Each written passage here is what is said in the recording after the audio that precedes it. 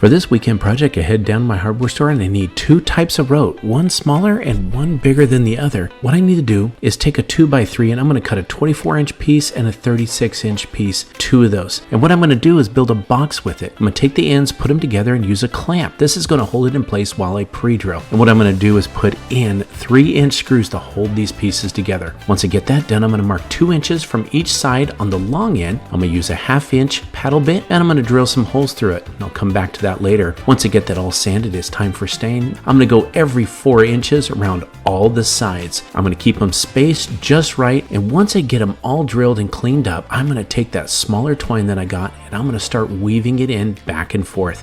It's going to be like lacing a shoe. Now, when I get the sides done and I'm going from the top to the bottom, I'm going to go up and over each of the lines that I have. I'm just going to alternate. When I come back the other way, I'm going to go the reverse way. Get those tied off with a knot, and then I'm going to take my bigger rope that I picked up earlier through those 1/2-inch holes on the 4 corners. I'm going to tie a knot, get it nice and tight. Then I can pull it down and make sure it's going to fit. Now I'm going to tie the 2 top parts in a knot, and I want to hang this at an angle. And then I'm going to hang it from the tree on the branch. I headed to my local store and picked up a bunch of these cinder blocks along with some 12-inch wide pine boards. I strategically arranged the cinder blocks in a T shape, placing them in 2 levels on either end, and adding extra blocks in the center to accommodate the wider space. Next, I cut the pine boards to match the seating length and added some patterns. I then placed the boards upside down and connected the 2 boards using these mending braces. Then, to protect the wood, I sprayed it with a waterproof coating. Lastly, I placed the wood top on the arranged cinder blocks and added a couple of outdoor pillows. Ran down to the dollar store and picked up some pool noodles. I cut them in half lengthwise. I made sure to cut the pool noodles to the length of the bench seat, and I secured it in place using a staple gun. At this point, I also added some fabric. I chose outdoor fabric because I knew that my bench was going outdoors. I secured this in place as closely as I could to the bottom of the pool noodle, put the fabric over that piece, and secured that piece again. And I continued this pattern of noodle fabric so that I could create tufted channels, and the fabric would look like it goes all the way down in between the different pool noodle pieces. When I got to the end of the bench, I again took that last piece of pool noodle, wrapped it around the back edge of the wood, and secured it in place. Now I needed to add the legs. I had ordered these legs off of Amazon. All I had to do was secure them in place using the screws that came in the box. The first part is making sure that the bottom is flat and level. When you're stacking the cinder blocks on top of each other, always make sure you use an all-purpose construction adhesive. It's going to hold the blocks together so there's no slippage or having them fall apart.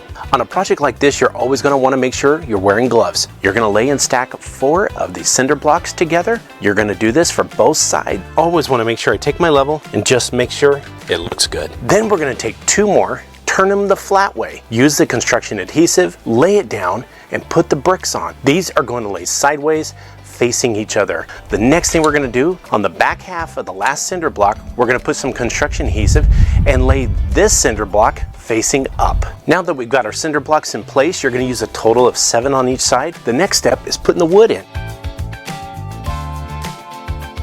Grab an old door from your local thrift store.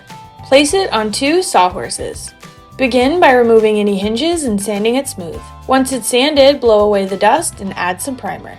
After it's been coated in primer, add the paint color of your choosing. We decided to go with the fresh white, but you can do any color. Paint the sawhorses as well. After it's dry, carefully get rid of any glass using a hammer, pliers, and protective gear. Next, secure the door to the sawhorses and seal the paint.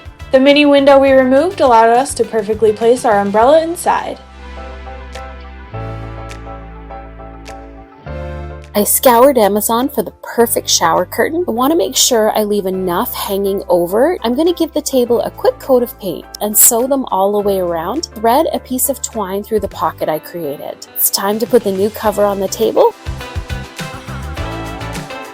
Give your outdoor table a makeover. I've gone ahead and flipped the table over, and I want to attach the fabric to the underside of the table. I'm going to add some clear glue to them, and this is going to help the paint not only adhere, but it's going to give it a transparent quality. Once the first coat of paint is dry, I can go over the outlines again just to make them a little darker. I'm going to use 2 of the lighter colors of the yellow and alternate them around the table. I'm going to use a water-based clear coat and apply probably 3 coats to this. To start, I'm going to need a wood crate, and I'm going to give this a good coat of paint here. I am using a top of a desk that I am no longer using anymore. And I'm going to take my painted crate and place it bottom side down. Then I'm just going to drill some holes and add some screws. Make sure to use screws that aren't going to go all the way through the table, but are long enough to really keep it secure. Then we just flip it over and we have this low table that's going to offer some great floor seating. To make it even more cozy, I'm adding some cushions to the ground. I measured and marked the table in half, 8 even spaces. I piped the mastic into each bottle top and then applied them to the tabletop. I added the remaining tops. I mixed 2 cups of grout with half a cup of water. I used duct tape to make it edge. I spread the grout onto the top of the table and I cleaned away any excess grout. I sanded the edges smooth. Using mosaic sealer, I applied a liberal coat.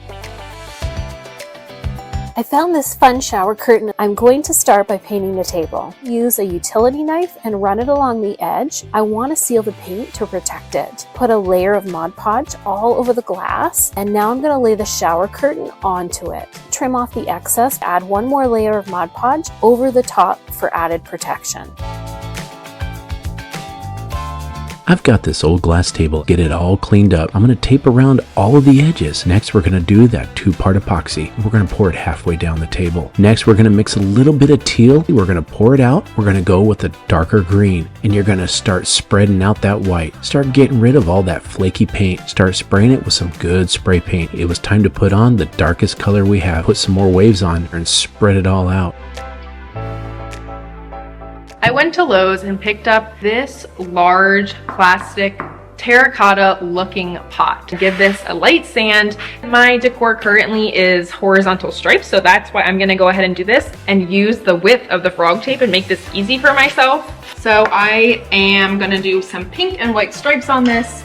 I'm just gonna go around and dot the edges of my pot with some silicone dots. Remove the tape, line up my frog tape with my pink line. All right, so now that our white paint is dry, we are going to peel off our tape again.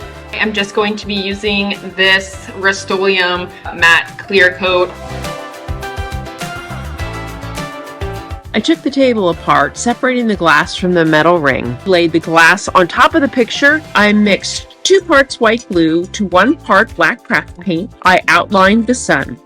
And once the lines had dried, I cleaned up any lines that were too thick by cutting them away using a utility knife. I painted the background using a 1-inch wide brush. I added designs to each panel. I gave the paint 2 coats of spray sealant. I used a medium grit sanding sponge. I painted the metal bright blue. Get a styrofoam cooler. I found mine at Walmart. Take a piece of cardboard, trace with a Sharpie, and cut with an X-Acto blade to make it slightly smaller than the lid of the cooler. Take a piece of upholstery foam and trace with a Sharpie and cut with an X-Acto blade. Hot glue the upholstery foam to the top of the lid with the cardboard on top of that. Take a blanket, rug, or textile of your choice and cut it to size to the top of the lid. Fold and hot glue to the lid and trim the excess. Use an old sheet, cut to size, and wrap around the cooler base. Hot glue all the way around the base of the cooler and trim off the excess. Cut the remainder of the blanket, fold over and hot glue the edges to clean them up. Wrap the blanket pieces around the base with hot glue. Add tassels from the blanket around the top of the base of the cooler to give it a boho look. Let's head over to Dollar Tree and we're going to grab a paper towel holder. Let's all run down to the hardware store and grab us a wood round. Gotta sand the edges. Got to condition the wood. Let it dry about 30 minutes to an hour. Once it dries, it's time to put on some stain. We're going to get 3 of those paper towel holders and we're going to set them in place. What we need to do is paint them. Once we get it all painted, let it dry. Now we got to curve the edges a little bit and bend them. Don't bend them too far, just get them a little 20 degrees, and we're going to do all three at the same angle. Now we're going to put them in place on the bottom of our wood round. And I'm going to take these little electric hooks that I got out of the hardware store, and I'm going to put 4 all the way around each side of these circles here. And once I got them marked, I'm going to go ahead and pre-drill. I'm going to go ahead and put little tiny screws in and hold these clips in place. And I'm going to put a little dab of hot glue, and then I'm going to take some twine. I'm going to set it there, and then I'm going to start wrapping it all the way around.